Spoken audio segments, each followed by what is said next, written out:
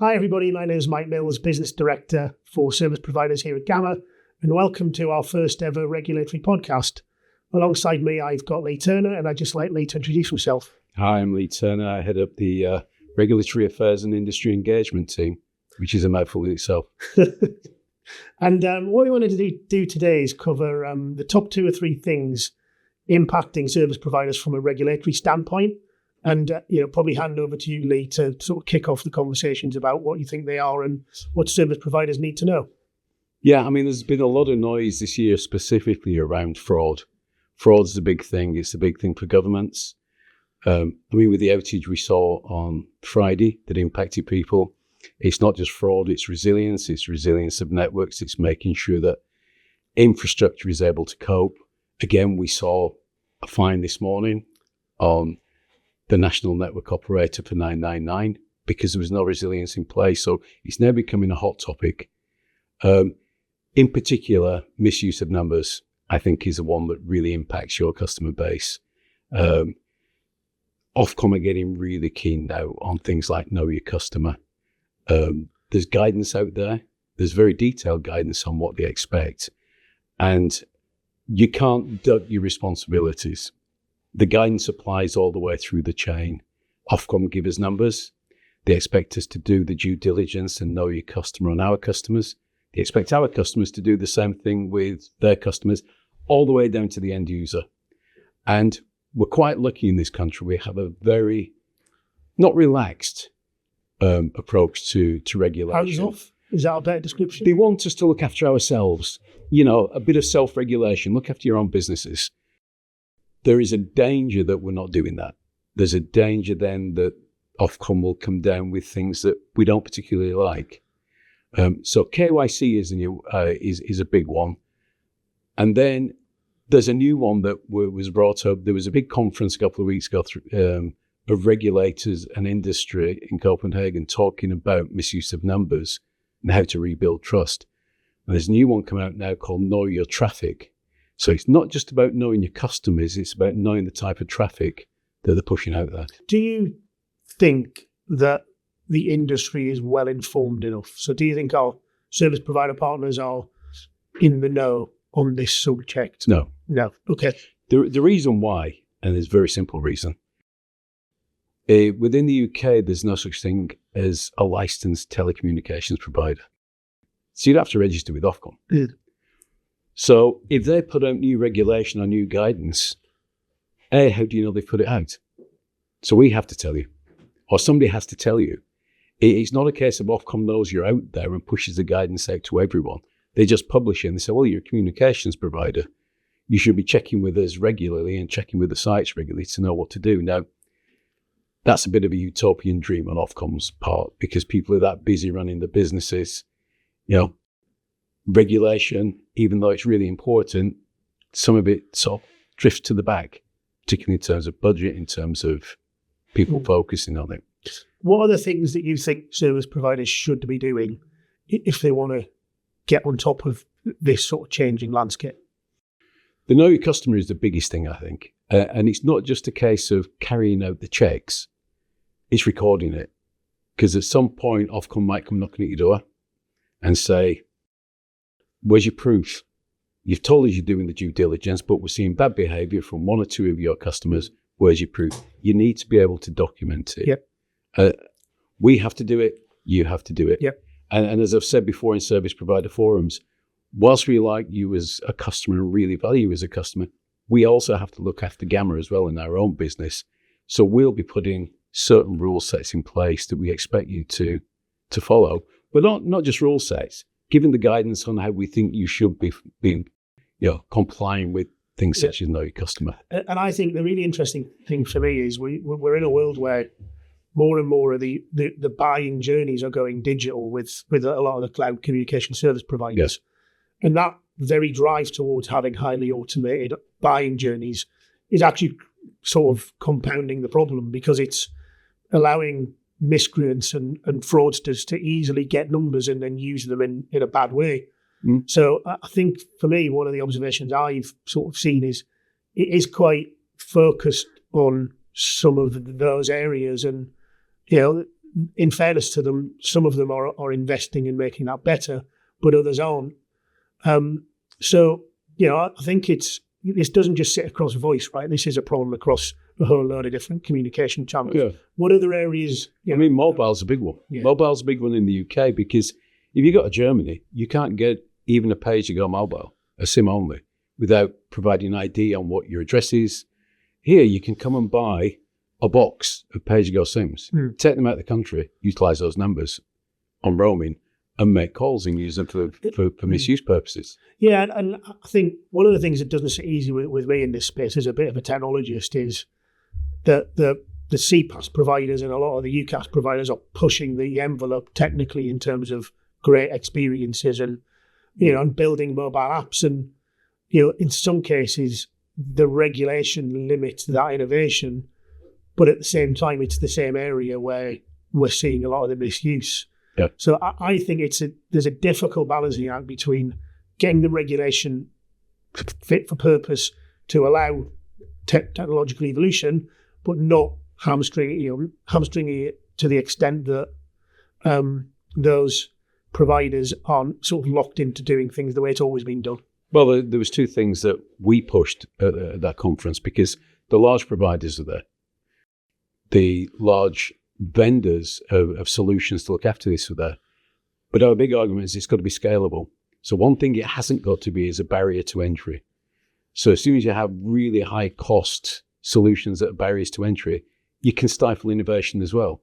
We're in a market now where we're moving away from traditional telecoms into applications. And that's what's going to drive our businesses. All of our businesses is the USP is what your application provides. If you start to stifle that or make it too expensive to enter the market, we're going to end up with a very stagnant application market. Yeah, and for me, that's definitely one to watch. You look at, and Germany's a good example, right? Yeah.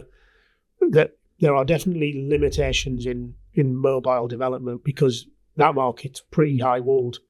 MVNOs aren't really a thing in Germany, and then you've got the large networks pretty much owning that market. So to an extent, you'd argue the German market's behind the curve from a technology point of view, but you might argue the regulations sort of stifling that to an extent. But it's an interest. You've always got a balancing act between innovation and regulation. I think getting that right is paramount for economic growth, to be honest. Well, there's a big push. There's a big push at the moment, and the buzzword is like rebuilding trust in numbers. I think with the end consumer, that's gone. People don't answer the phone. Yeah, prime example, when was the last time anybody at home got a call on their landline from a number they didn't recognise and they actually answered it? Yeah. Not many. How many people now get calls from mobile numbers they don't recognise? I don't answer mine. I bet you don't answer yours. And that we're sort of almost trying to close the gate after the horse is bolted, but we do need to get a grip on that as an industry. What we've got to do is rebuild the trust within businesses who we're giving these numbers to. Once they've got the trust in those numbers, they can start giving that trust out to the end customer and start rebuilding them from that perspective. I do think the horse is bolted, but there is a danger as well. And again, it comes back to we need to get our house in order and start to self-regulate, not really self-regulate, but make sure that we're not giving the regulators and legislators excuses to come and hit us with big sticks. Because we've seen it happening in other parts of the world now. So France, they've said, you can't sub-allocate numbers. And just for the benefit of everyone else, what that essentially means is if Gamma is a number range holder in France, we can't give those numbers to anyone else to resell. Nope. So we couldn't give it to a partner and them sell a service in France. It's technically illegal.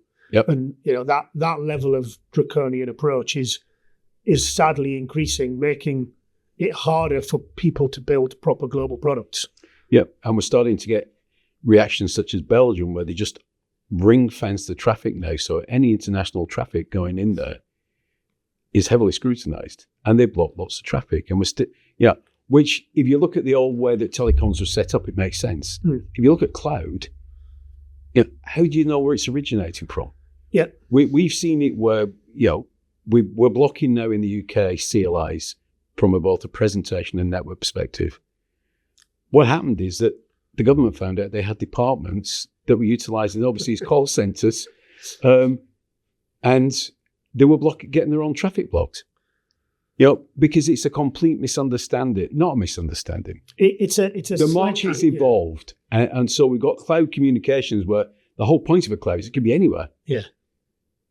So how do you then ring fence national borders? It sort of feels like you've got the world's going global, and the legislation and regulations becoming much more nationalised. Yeah. So they're at competing opposite ends of what you want to achieve as an end user outcome. Because an end user, a legitimate end user, wants to buy the service from a provider. They don't necessarily want to go and buy service in every country from a national provider, because they want the flexibility of having a cloud platform. That's why they picked it. Well, let's look at Europe. I mean, we've got one Telecommunications Act in Europe, one framework for the whole EU, but everybody implements it in a different way.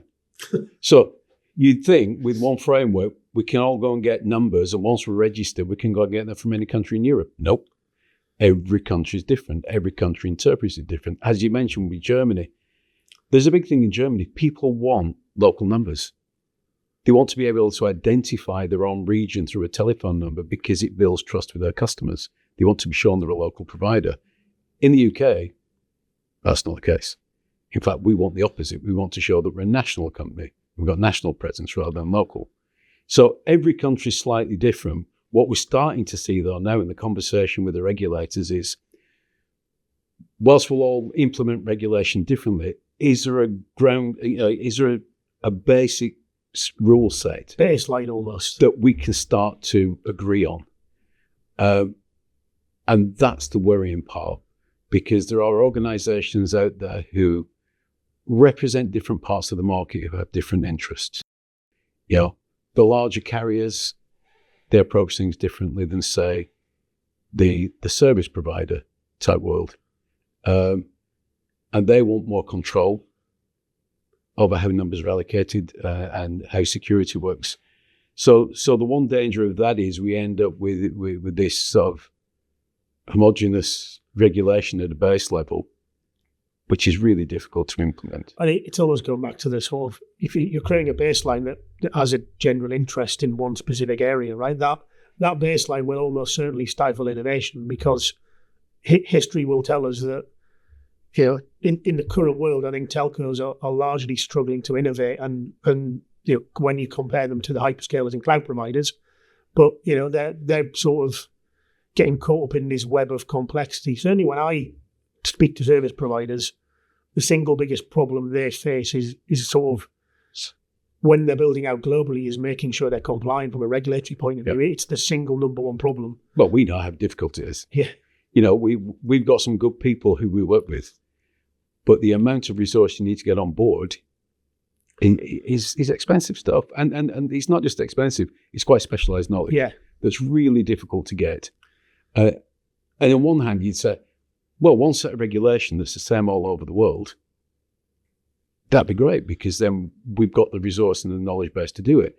The threat is you open it then to operators who can take advantage and have the global scale in order to just go into those countries with one set of regulatory requirements. So there's a threat there as well, a commercial threat as well to us.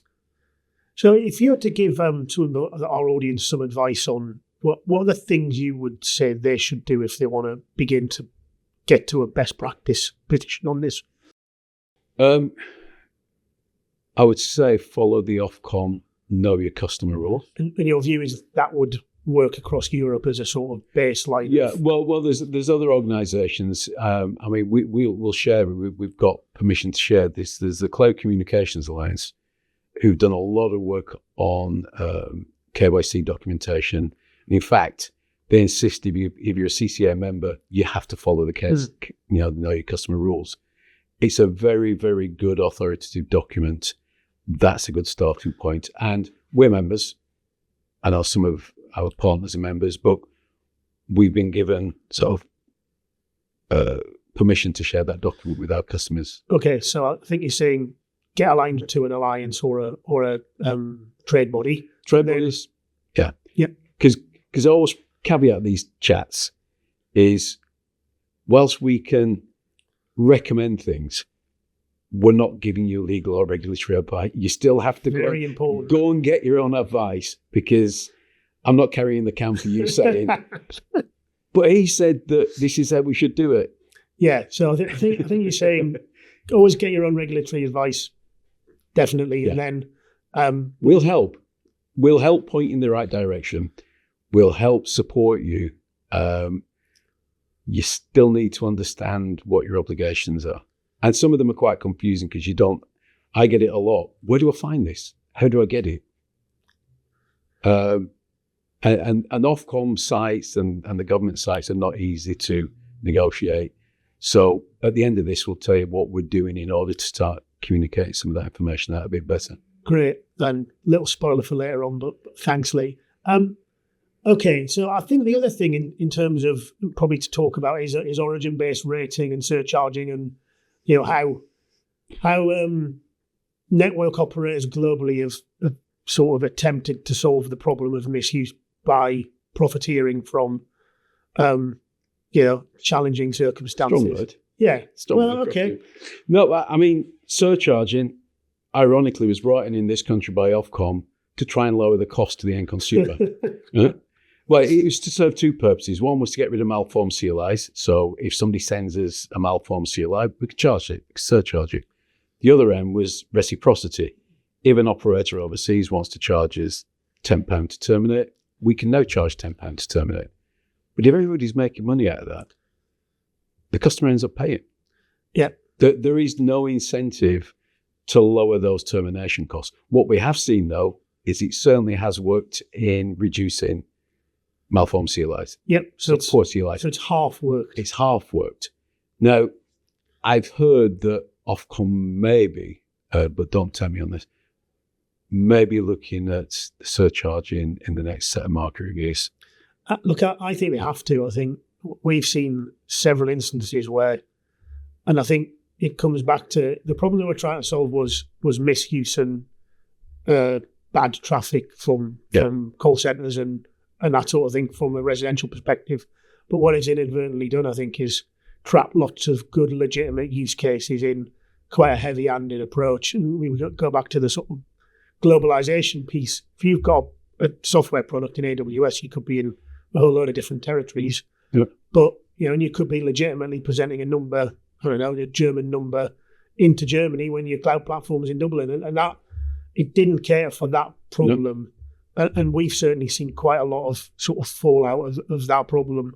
So whilst we've generally stopped misuse in one way, it's been a bit of whack-a-mole, right? We've certainly seen it appear on mobile numbers away from fixed numbers, and then, but then we've got customers getting caught, unfortunately, with legitimate business. And I don't know. I think a look at that is the right thing to do, because I'm not sure the current approach is fixed its intended problem. Yeah, so I've heard through the grapevine that certain people within Ofcom are not particularly happy on surcharging. Not surprised. But we've got to wait for the market review. The problem with the market review, it's not due out until April 2026. Okay. So, but what they will do is over the next year, it's probably starting the end of this year, they'll start giving us call for inputs and consultations. And at that point, we'll start to see the way they're thinking. And if our customers wanted to support and get involved, what's the best way to do that? Either get involved with a trade association. So Comms Council or CCA. Comms Council, FCS, any of those trade associations. Because what we found is that when we go into Ofcom, or any other provider goes into Ofcom, it's a case of, what's your angle? What again we're trying to get out of this by trying to influence our direction? When a trade association goes in, they know there's a consensus of opinion from a lot of competitors. So they've all got the same concerns and they're all voicing the same concerns. Okay. So there's weight behind it. If you're a larger provider, Okta is a good vehicle. But CCUK, I think, for a lot of their service providers. Comms Council UK, for those that aren't aware. Yeah, so Comms Council, and we share some of the same regulatory resource anyway. Yeah, of course. Okay, and then I guess, I don't know if we want to touch on any more sort of areas for international. We've touched on sub-allocation. We've touched on misuse. What about SMS? SMS is becoming massive now. So again, in Copenhagen, I think most of the conversation was, We've introduced blocking measures on CLIs. We're doing all this stuff on CLI. SMS is the big problem. Do you think it needs to be regulated in the UK? Yes, and I think what you're going to find out, they're probably going to start using sender registers. Okay. Now, you've got to be careful how you do that, because I know within the States there's some unhappiness about things like the campaign registry. So campaign registry is a bunch of carriers who got together, and if you want to send out a bulk SMS, you have to pay them. It has to go through them. Otherwise, the traffic's marked as unknown traffic potential scam. That's great. You think that's a good system. However, if you're a doctor's surgery and you want to send out a message to your patients, your traffic will go through as unverified and potential scam unless you pay a campaign register to send it. So it's prohibitive. It's prohibitive. It's prohibitive, and it's become, I hate to use the sort of cartel-y type word, but there's a bunch of operators now have a vested interest in running this. That's what we don't want to get to. Now, there are certain things like on SMS, I think it's RCS now people are looking at, because RCS offers almost a verified sender ID before it goes. It has to be verified before it's sent out. So there's a lot of discussion about whether SMS has already had its day. Yeah. Well, I think what we're seeing globally as well is network operators just aggressively putting their prices up, which is driving traffic off traditional SMS into WhatsApp and RCS and things like that. Yeah. Well, Apple's going to be adopting RCS. Yep. So the big blocker to RCS was Apple refused to take it on board. But with them now looking at adopting that, I think it's this year at some point, looking at RCS, that could change the landscape. That's a really interesting. So you've got Google and Apple dominant share of the mobile phone market, and then the network operator in the middle. And it is them almost trying to dictate to those network operators that they don't have to rely on their networks. Well, the conversation in terms of delivering stuff. But the conversation was as well. One of the conversations we had is, why is it always the terminating network who has to block the traffic and control the traffic? Shouldn't we be putting more pressure on the originating networks? Shouldn't be more international pressure on, we know where a lot of the traffic's coming from. Shouldn't be more pressure on those networks at origination. So fixing it at source is your view, yeah. Yeah, and one of those is things like, the sender registers for SMS. I know that BT have got things like Spam Shield, but they've, I think, and I may be wrong, you might want to cut this bit out, I think they're involved with a company that's very similar to the campaign registry. Right, okay. Which is going to have this, as a business, you would register your sender ID and it verifies it to make sure it's legitimate traffic. But there's a lot of move all over Europe and the rest of the world into moving into those sort of SMS systems. Okay, so we've talked about internationalization, we've talked about misuse, we've talked about voice, we've talked about SMS. Couldn't really sort of have a session on key topics without talking about your personal favourite, switching.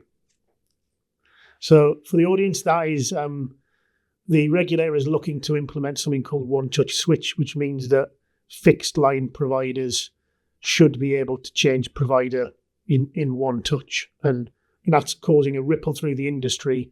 I wanted to get your, first of all, summary to the people of what it is, and then what we're doing about it and some of the challenges for service providers. Yeah. I mean, this has increased my alcohol consumption drastically. So this is off the back of the European Electronic Communications Code, which said all switches at the customer's request should be gaining provider-led driven. What that means is all they have to do is go and talk to the new provider. They never have to communicate if they don't choose to. They still choose to, but they shouldn't have to communicate with their old provider either to terminate a contract or to get billing information or anything else in order to switch service. The big thing is that it's not just residential and small business. This is across the board. It goes all the way through to enterprise. So all right. Residential to enterprise. So this is gaining provider-led and timescale-wise, isn't it within instant? No, well, it depends. So the residential market, what happened is, I think April 2023, the regulation came into effect. So the whole of industry is, in breach of regulation. For the residential market, Ofcom said you have to adopt this process called one-touch switch. In order to get a system up and running, they formed a company called Tosco, the one-touch switch company. They got funding. It took a while to get funding and everything. They then went out, got vendors. They're ready to go now, a year late, but they're ready to go. On the 12th of September, that system is supposed to go live. And that's just for the residential market. Okay. So it allows a customer to go in. Some of the suppliers, such as Openreach, have removed the minimum lead time. So broadband, instead of having a 10-day lead time, is now 0. So as fast as you can move the line, the faster the customer can switch. It's fully automated. But what it's not a switching system. It's like a big email system. What it allows the gaining provider to do is talk to the losing provider. Okay. And he says, I've got a customer here. He wants to move this number with that broadband line. A, is it your customer? B, is that the right assets? Losing provider says, yeah, that's right. Here's a code number to use when you send me the order, a one-touch switch reference. Then you place your order through your normal channels, whether it's a number port or it's a provisioning order. And during that journey, you keep both providers talking to each other to keep each other updated. Once it's live, the gaining provider tells the losing provider, right, everything's live. Losing provider has to stop billing. Okay. Because one of the big changes is you can't have overlapping billing on residential services. Right. Okay. So that's going live. I know that we've got some fibre providers that are using our voice services, providing residential services. Your provisioning journey is not going to change for now. You're going to have to work out how you're going to get your billing alignment going. We're working on things to help you to do it more efficiently. But your provisioning services are exactly the same as they were. Now, here's a warning. If you're a provider and you've got 5 residential customers, get shut of them or convert them to business contracts. Because even though you're saying, I'm never going to take on another residential customer because this just happened to be an acquisition I made, you have to lose them through one-touch switch. So you're going to have to sign up with Tosco, you're going to have to pay an annual fee and potentially sign up to a provider, a managed provider, to give you a portal interface to allow you to do it. So there's quite a lot of ongoing cost expense support that's going to be needed, even if you've got a single residential customer. Single residential customer, get shut. And the way that Ofcom have done this is normally what they used to do. They look at, they say, this applies to residential, it applies to small business with 10 employees or less or not for profit. This is pretty much cut and dried. It's either residential or business. Okay. So if they're on a business contract, you could argue they're not a residential customer. What are we doing about it, Lee, as Gamma, to help our partners? We're trying to do some stuff with our porting because from a broadband perspective, nothing changes. Our suppliers are not changing. BT, Openreach are not changing the provisioning systems. That happens as normal. The only thing they are doing is removing the lead time. The big change is that Ofcom has said we now have to remove the ability to cancel an order as a losing provider. So there's a thing called cancel other on the Openreach network. Yeah. And so if the customer comes to you and says, I never did this, I never placed an order, today we can cancel that. That's been removed, which would be interesting because it's also being removed on the 12th of September for business. Okay, so businesses can no longer cancel other, which historically has been a way that organisations have stopped customers moving, right? If they either didn't want it to or it had been. I'll give you a good case study. Taxi companies are our favourite. Taxi driver has a fallout, walks out, picks up a bill, goes to a new provider. What's the most important thing for a taxi company? Number. He puts the order in, port goes through. We tell our customer that we've had an order. They tell their customer, sorry to see you go, because I'm not going. At that point, we can cancel the order. As from 12th September, we can't. So that has the potential to cause significant impact, right? It assumes that whoever's gone to the gaining provider has actually got the authority to do that in the first place. And we've seen that quite a lot where people have tried to move numbers without having authority. So what's the plan to fix that issue if that comes across? So on porting, we've still got the ability to cancel. Okay. We're still in discussions with Ofcom about whether we can still use cancel other. On broadband, it will have gone. But I think and broadband's not too bad, because you think, well, if it's going to another provider off, say, the Openreach network, they're going to drill a hole through my wall. I know somebody's got my broadband. But with Openreach removing the lead time, before you know about it, by the time you get told that customers leaving, they've gone. Yeah. So the one thing we're doing is we're having discussions with Openreach about how we can get some restoration processes and dispute processes. Ofcom are not budging on the removal of the cancel other. And we think it's to be honest, a dangerous precedent, because if you're a bit dodgy out there and you see this is, 12th September, I can do a bit of a grab, or this can't be cancelled. We also see with things like Phoenix in business, we see this sort of thing a lot. So it's going to be an interesting couple of months, I think. Now, in terms of business switching, there's been a group of us working now for getting on for 2 years on doing a similar thing to One Touch Switch for business. We've got the process done. We've got the messaging system ready to go. We're just waiting for implementation. So part of it will be done through Totsco. Part of it will be done through what Totsco call managed access providers. In the past, you'd have called them systems integrators, like SI, who used to do WLAW and all that stuff. Similar sort of thing. You can go and sign up, you can use a portal, and they'll give you all the access to those systems.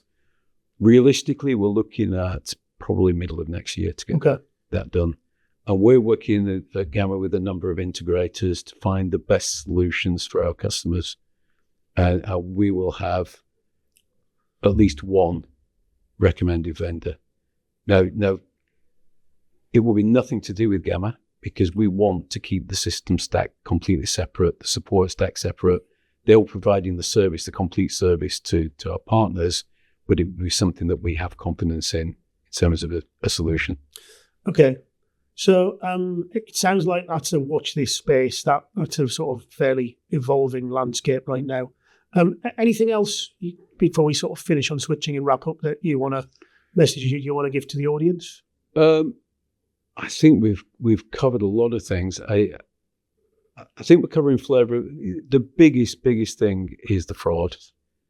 It's being driven as well, not just by the regulator, it's being driven by government, because the government are getting pressure from the banks. Yeah. And the banks are spending a hell of a lot of money, in some cases up to 10% of the turnover, looking after fraud.